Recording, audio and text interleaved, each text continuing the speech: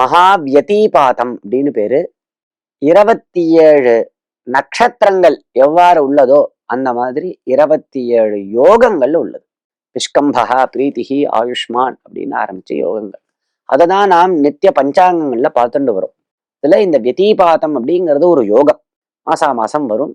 ஒரு வருஷத்துல 13 தடவை இந்த வியதீபாத யோகமானது சம்பவிக்கும். அதுல இந்த தனுர்மாசம்னு சொல்லக்கூடிய மார்கழி மாசத்துல வரக்கூடிய வியதீபாதத்துக்கு தனுர்வியதீபாதம் அப்படின்னு பேரு.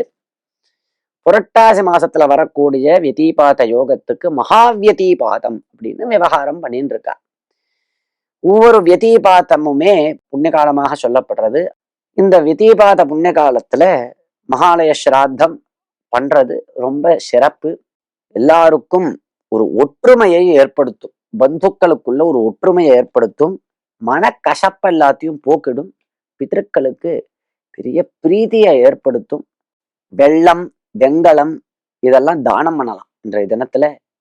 அப்படி தானம் பண்றதுனால நமது குடும்பத்துல இனிமையான சம்பவங்கள்லாம் ஏற்படும்.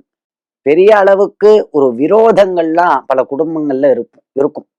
தலைமுறையாக நாங்க பேசிக்க மாட்டோம், எங்க பங்காளி சண்டை அப்படின்னு சொல்லுவா. அதெல்லாம் விலகும். இந்த மகாவியதீபாதத்துல தானங்கள் பண்றதுனாலையும் பிதற்களை ஆராதிக்கிறதுனாலையும் அந்த குடும்ப சண்டை பரம்பரையாக தலைமுறையாக வரக்கூடியதான அந்த கசப்பு, மனக்கசப்பெல்லாம் நீங்கும்.